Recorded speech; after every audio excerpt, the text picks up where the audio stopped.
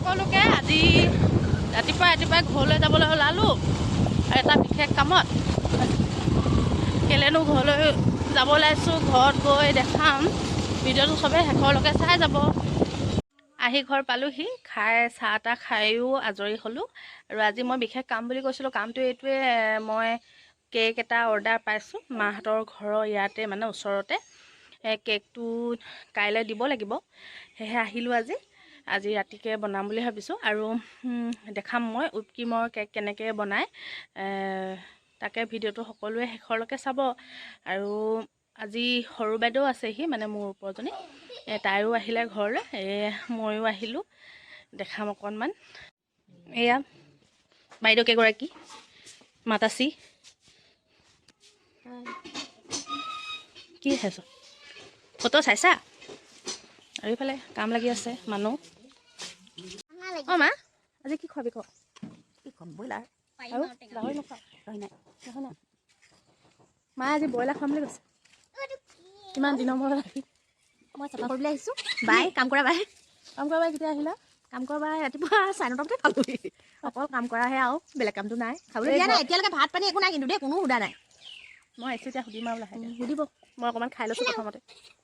এতিয়া বাইদেউহঁতৰ লগত মই কথা বতৰা পাতি আজৰি হৈ মই নিজৰ কামত আৰম্ভণি কৰি দিছোঁ। এয়া কেকটো বনাবলৈ মই লৈ লৈছোঁ। আৰু কেকটো বনাই আনিছিলোঁ মই ঘৰতে। আৰু এতিয়া মই কাটিবলৈ এনেকুৱা এখন নাইফ ব্যৱহাৰ কৰিছোঁ। ওপৰডোখৰ অকণমান ফাটি গৈছিল, ফাটি গ'লেও চিন্তা নাই, এনেকৈ কাটি এডোখৰ উলিয়াই দিম বাহিৰত। আৰু কেকটো মই 3টা ভাগত ভাগ কৰি ল'ম, মানে 3টা লেয়াৰত কাটি ল'ম। আৰু কেকটো মই কাইলৈ দিনত 11টা বজাত ডেলিভাৰী দিব লাগিব। সেয়েহে আজি ৰাতিটো মানে আইচিং কৰি ফ্ৰিজত ভৰাই থ'ব লাগিব। এয়া প্ৰথমটো লেয়াৰ কাটিবলৈ মই ষ্টাৰ্ট দি দিছোঁ। কেকটো বনাবলৈও মই কেতিয়াবা বেলেগ এটা ভিডিঅ'ত দিম। কেক সকলোৱে বনায়, কিন্তু কিছুমানৰ নুফুলে, কিছুমান কিবা কিবি প্ৰব্লেম থাকে। সেয়েহে মই কেতিয়াবা দেখাম কেনেকৈ মই কেকটো বনাইছোঁ। আৰু এয়া প্ৰথমটো লেয়াৰ কাটি লৈছোঁ, আৰু এটা লেয়াৰত কাটি ল'ম।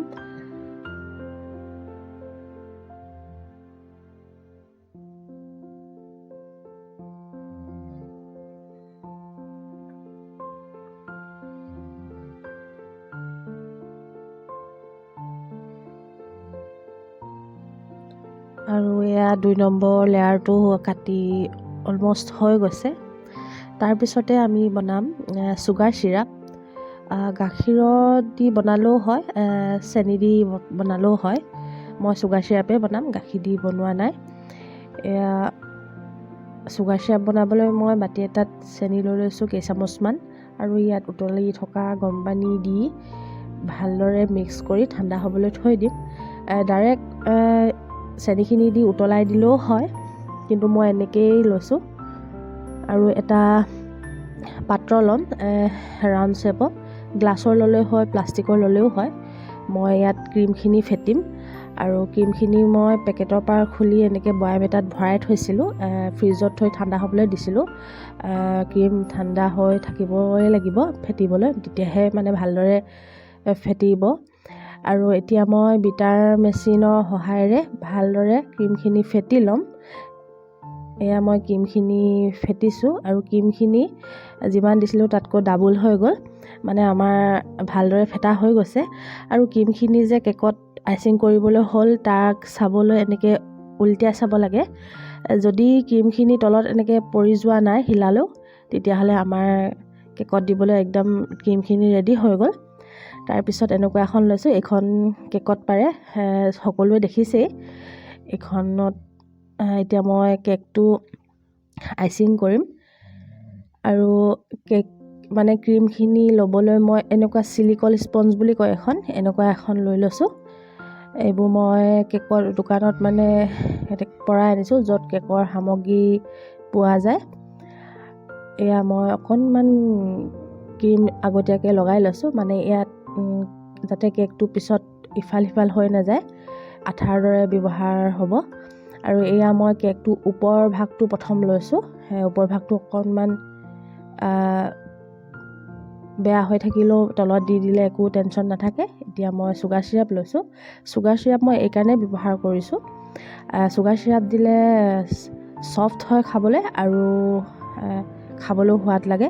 আৰু এতিয়া মই ক্ৰীমখিনি ফেটিবলৈ ক্ৰীমখিনি ল'বলৈ এনেকুৱা এখন নাইফ ব্যৱহাৰ কৰিছোঁ। এইখনো মই সেই কেকৰ দোকানৰ পৰাই আনিছোঁ, য'ত কেকৰ সামগ্ৰী থাকে। এতিয়া 2 নম্বৰ লেয়াৰটো লৈ আকৌ চুগাৰ চিৰাপ দি দিছোঁ। এতিয়া আকৌ মই ক্ৰীমখিনি দি ইটো লেয়াৰটো লগাই ল'ম।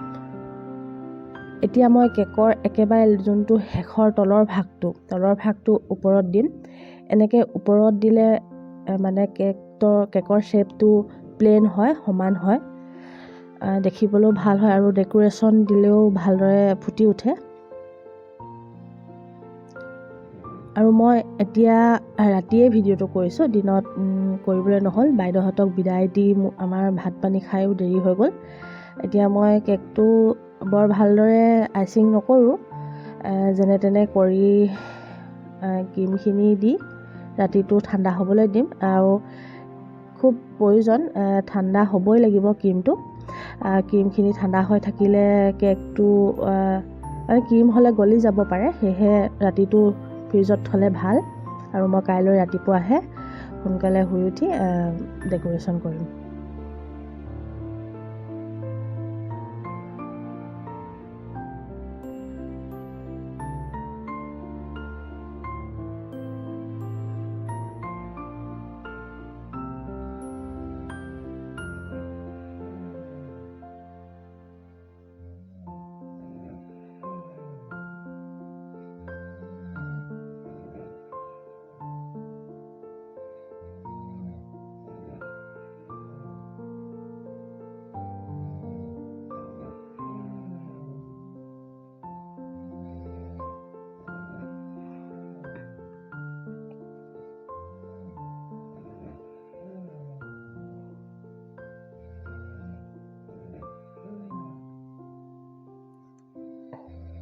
এয়া আইচিং কৰি কেকটো হৈ গ'ল আৰু এতিয়া ফ্ৰিজত থাকিব।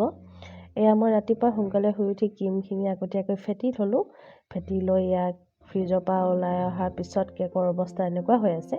এতিয়া মই আকৌ ইয়াৰ ওপৰত আৰু এটা ক্ৰীমৰ লেয়াৰ দিম। তাৰপিছত মই ডেকোৰেশ্যন কৰিম। আৰু ডেকোৰেশ্যন মই নিজৰ মতে কৰিছোঁ, কোনো মোক ডিজাইন দিয়া নাছিলে।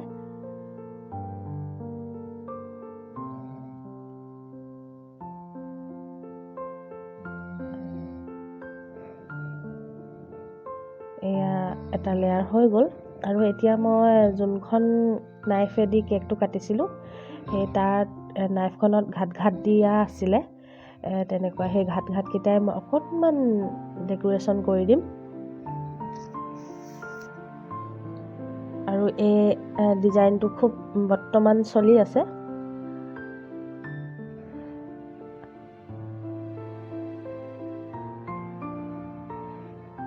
এইটো ডিজাইন দিলে দেখিবলৈও ভাল লাগে। আৰু ইয়াত তলত যোনবিলাক ক্ৰীম লাগি আছে, মই অকণমান গৰম পানী সহায় লৈ মচি দিছোঁ। এয়া গৰম পানী দি অকণমান মচি দিছোঁ।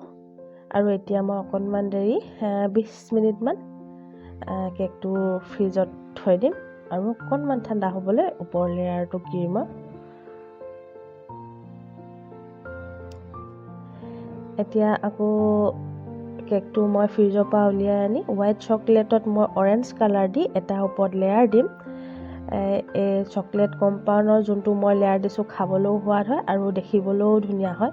কিন্তু মই কেনেকৈ বনালোঁ সেইটোহে নেদেখালোঁ। মই বেলেগ এটা ভিডিঅ'ত দিম, কেনেকৈ বনাইছোঁ মই বেলেগ এটা ভিডিঅ'ত দেখাম। এতিয়া মই হুইপ ক্ৰীমখিনি ফেটি লৈ ব্লু কালাৰ দি দিছোঁ। ব্লু মই জেল কালাৰ ব্যৱহাৰ কৰিছোঁ। আৰু ষ্টাৰ নোজলেদি অকণমান মই তলত তেনেকৈ ডেকোৰেশ্যন কৰি এতিয়া মই ফ্লাৱাৰ টাইপ বনাই দিম।